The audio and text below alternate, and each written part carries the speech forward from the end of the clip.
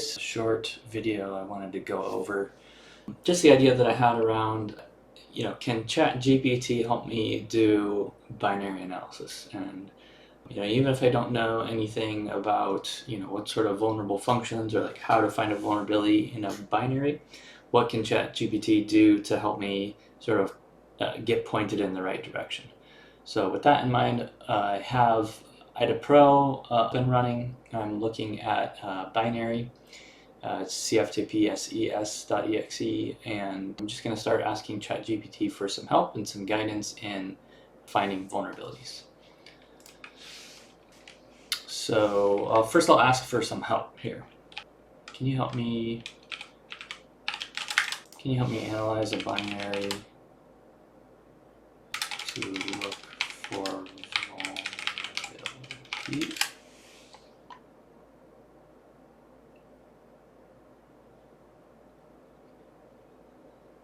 Okay, so it says, I can help you with some guidance, but this is a complex and specialized task that requires advanced knowledge and skills in reverse engineering and vulnerability research. Here are some general steps I could follow. The first step is to really understand the structure, functions, and behavior of the binary. This is good advice, so definitely a good spot to get started with. This involves disassembling the binary and analyzing the assembly code to identify the instructions and functions used by the program. Great. All right, so then static analysis. Once you have a basic understanding of the binary structure, which that in itself can take a pretty long time, we want to perform static analysis and identify some potential vulnerabilities. All right, looking at the code without running it, that's correct. Some tools that can help us with that are IDA Pro. Okay, great. Then dynamic analysis, we run the binary. Oh, cool. You can use tools like debuggers and dynamic analysis frameworks like Pin and Valgrind to monitor the program's execution. Some of those things you might have to have source code for, so that might not help us in this case. After performing both static and dynamic analysis, you should have a good idea of the binary's vulnerabilities. Look for common vulnerabilities such as buffer overflows, format string vulnerabilities, integer overflows, and use after free errors. Okay. Once you've identified a vulnerability, you can try to exploit it to gain control over the program or the system. This involves creating a payload that takes advantage of the vulnerability to execute arbitrary code. So we have a good high-level overview of it. All right, now that we've done that, let's look at our IDA view of the binary. Look at some imports, see if we can find some interesting functions that I kind of know might be vulnerable. All right. So we'll just ask, is strncopy a vulnerable function? String copy is a function that copies a specified number of characters from one string to another. The function can be vulnerable in some circumstances, but it's not inherently vulnerable. Okay. Good. One potential vulnerability with string copy is that it does not automatically add a null terminator to the destination string if the source string is longer than the specified number of characters to copy. This can result in a buffer overflow. To avoid this vulnerability, it is recommended to always use a buffer size that is large enough to hold the entire input string plus a null terminator. Alternatively, you can use safer string functions like string copy s or strl copy. All right, and that is their response there. So recommended using strncopy s, and we have both here. So I'll just ask it, and I'm going to actually move this view here so we can see the functions. All right, there we go. Can you give me an example of a vulnerable function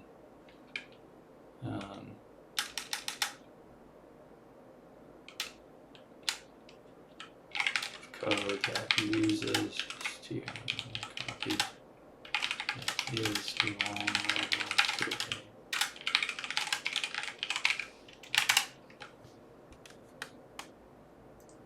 Sure, here's an example of code that's vulnerable to a buffer overflow.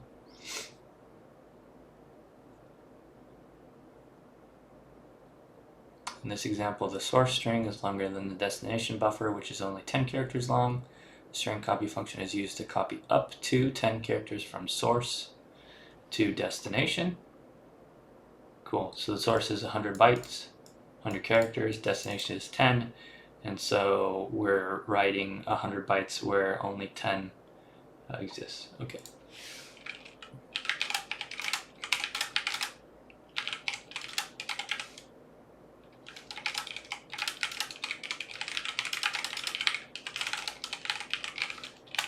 So I'm going to ask it to fix the code, no longer be vulnerable. Great, so it even took into consideration the extra null byte. So we have 100 bytes plus space for a null byte. So this code should be safe from buffer overflow vulnerabilities caused by string copy. However, it's worth noting that other string functions used in this code, such as printf, could still introduce vulnerabilities if not used correctly. Cool, so it's both patching the bug in the example, and it's also saying, hey, there's another potential vulnerability here. Let's ask it about some other functions that we might be interested in. How could the string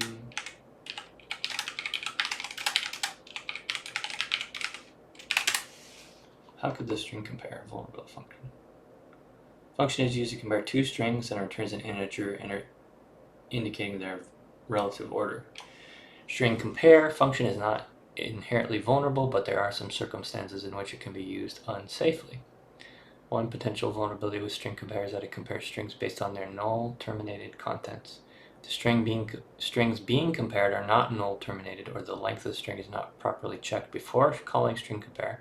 Buffer overflow or memory corruption vulnerability could occur. Good. So consider the following code.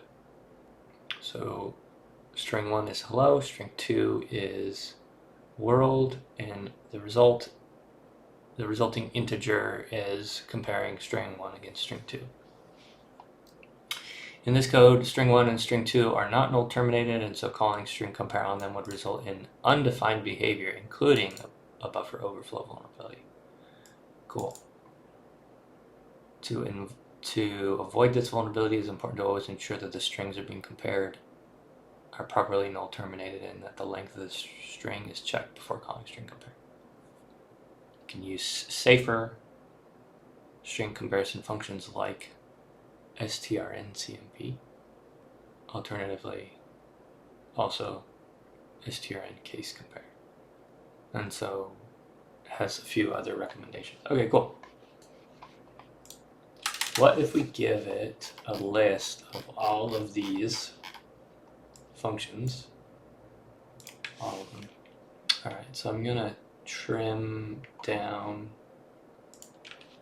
Let's see, can I give you a list of functions, and can you tell me which functions may have equal?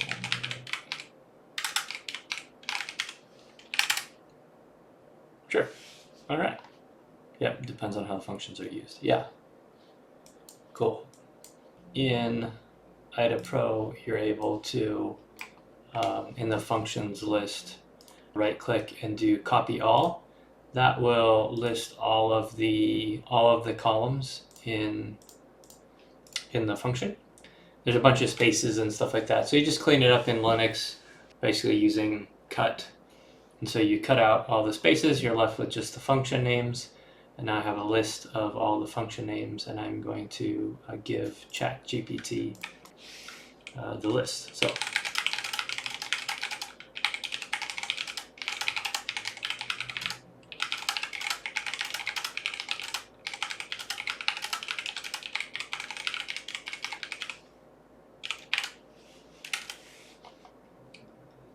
and it's quite a few.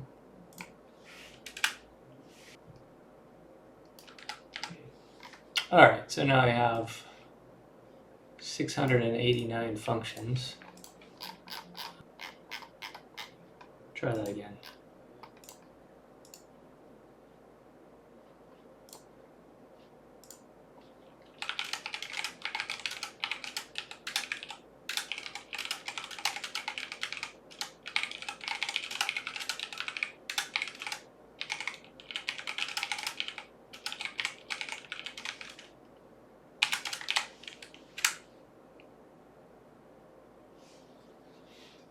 No, the functions that can potentially cause problems or be vulnerable are accept security, context, access check, acquire credentials, handle W, adjust window rectangle or required size, allocate and initialize SID.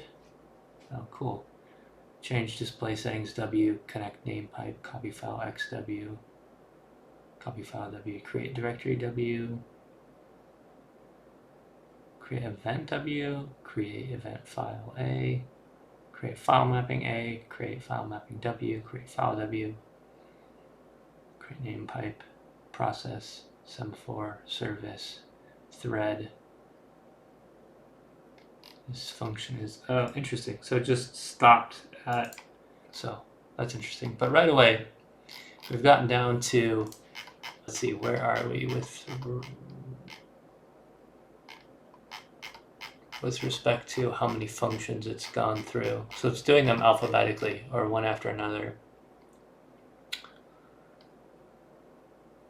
Create waitable timer W.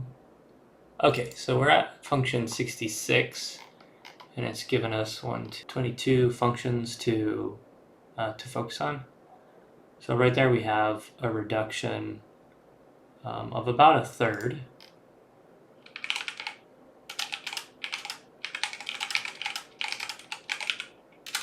Let me just ask him.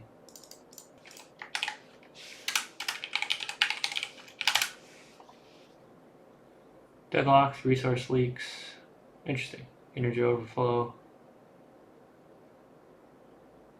Okay. I'll just start again after that one. All right, now it doesn't seem to want to play along.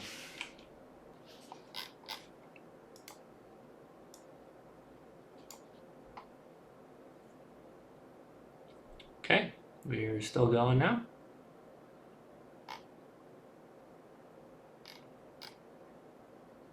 So there's a good one sentence, so you can try to see what issues to potentially look for in all of these things.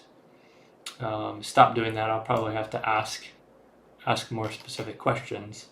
But just for example, let's just say heap free.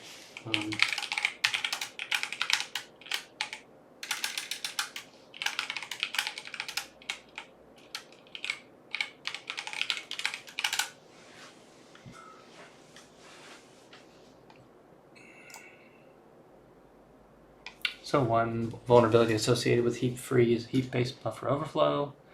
If you overflow the bounds of your heap buffer, yeah, a double free attack would probably be more likely. So we can look for that. And there's fairly easy ways. But let me ask ChatGPT for some suggestions.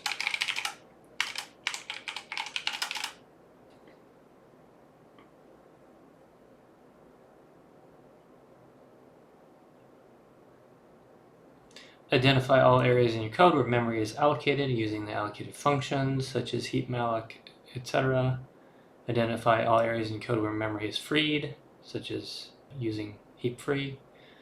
Look for situations where memory is freed more than once. Yeah, good. Yeah, so we could do that. Let's see if I can find something that I'm not familiar with, something that could be abused, but I'm not sure why. So we'll say disconnect name pipe.